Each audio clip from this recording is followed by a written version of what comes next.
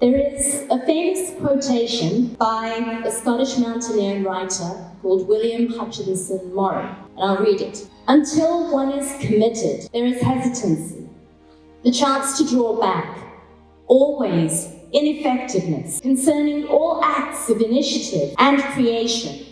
There is one elementary truth, ignorance of which kills all splendid plans, that the moment one definitely commits, then providence moves. All sorts of things start to occur that help one that would never have occurred before. Well, this certainly is my experience in life. My professional background is in law. I was a highly successful lawyer in the City of London, London's equivalent to Wall Street. I worked for the top firm in the UK, specializing in structured finance. My clients were the top investment banks, multinationals, and governments. Although outwardly successful, inwardly, something remained deeply unfulfilled. I had a choice: to remain in this career that I'd been working so hard for, or to follow my heart's calling and take a radical leap into the unknown. So that's what I did.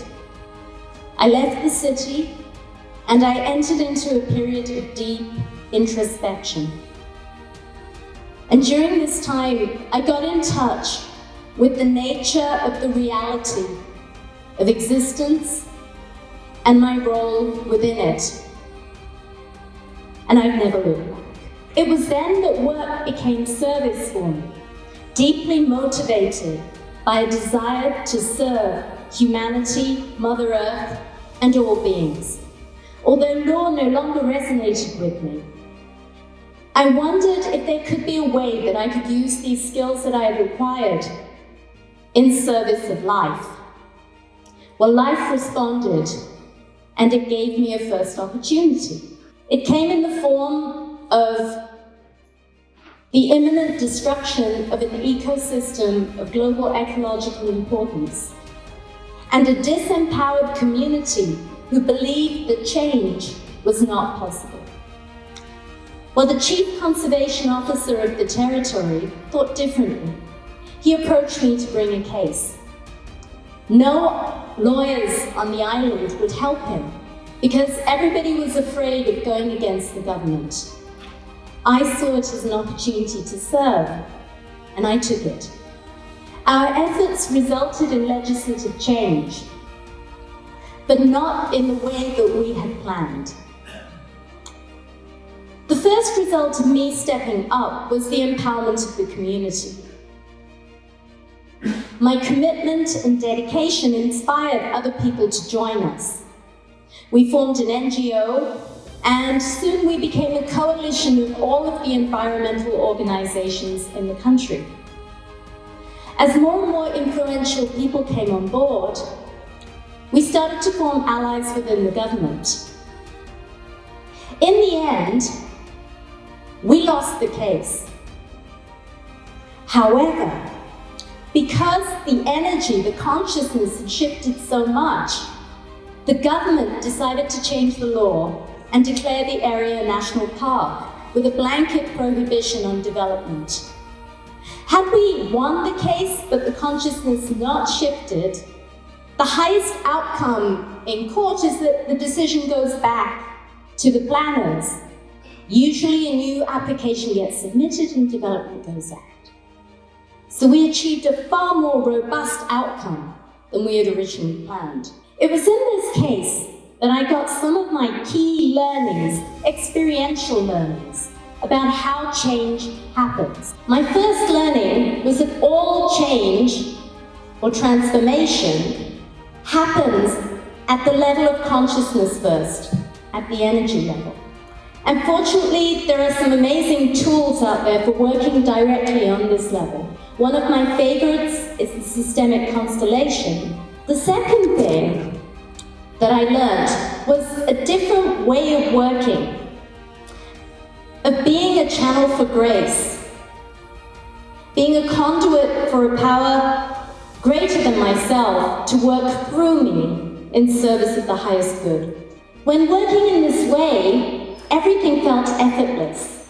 It felt as if the whole universe was conspiring to help me. I also learned that when being a transformation agent, it's not so much what you know, but it's who you are. The personal qualities that we embody is really important. Some of the key personal qualities that have helped me in my journey are intention and motivation, making sure that my attention is aligned with my highest values, and that my motivation is to serve life. Believing that the desired outcome is possible. Believing that I have the power to influence the change. Commitment to do what it takes to achieve the desired result. Intuition and presence. Being present to what is and sensing deeply into the field as to what wants to emerge. Balancing of the left and the right brain. Courage to go against the grain and to be the one that takes action. Willpower to keep on taking sustained action even when things don't look as if they're going my way. And soul power. Mahatma Gandhi described this as a power that comes from a commitment to truth, love, and non-violence, which makes us an unstoppable catalyst for social transformation. I also discovered that systemic problems need systemic solutions. I was able to see the blind spots in the system and the need for systemic change in the law.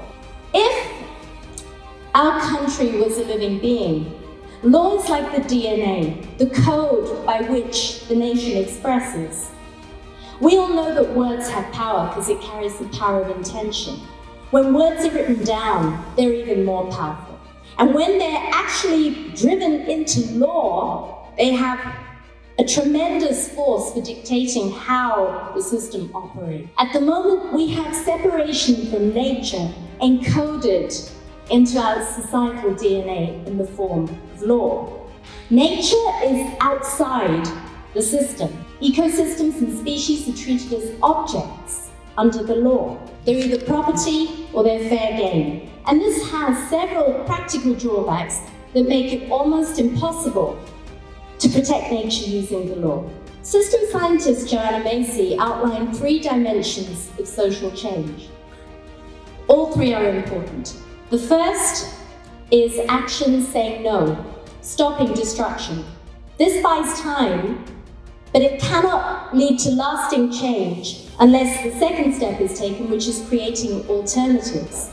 But the alternatives also can't take root unless the third stage is reached, which is the shift in consciousness.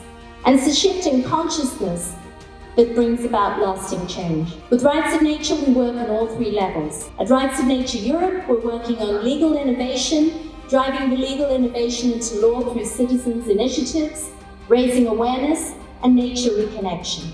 If these laws are adopted, we will bring about a paradigm shift in law and a paradigm shift in our societal relationship with the rest of nature, so that humanity flourishes in harmony with nature for generations to come. So I'll end now with the ending of the quote that I began with from our Scottish mountaineer. Whatever you can do, or dream that you can do, begin it. Boldness has genius, power, and magic in it. Begin it now.